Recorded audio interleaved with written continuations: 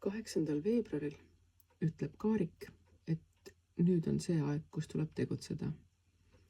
Kui Poodu ütles, et puhka, mõtle, sea sihte, siis Kaarik ütleb nüüd, et nüüd on aeg nende sihtide järgi minema hakata. Sa pead hoidma kogu aeg seda joont oma sihte silme ees ning valitsema kõikide oma tegevuste üle.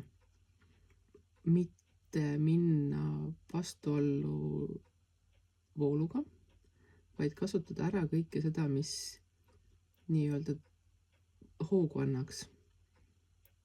Linnud ju ka kasutavad tuule tõstejõudu ja muid asju enda huvides ära. Nad ei hakka punnitama, nad teavad, kuidas on kõige lihtsam teha seda, mida nemad tahavad.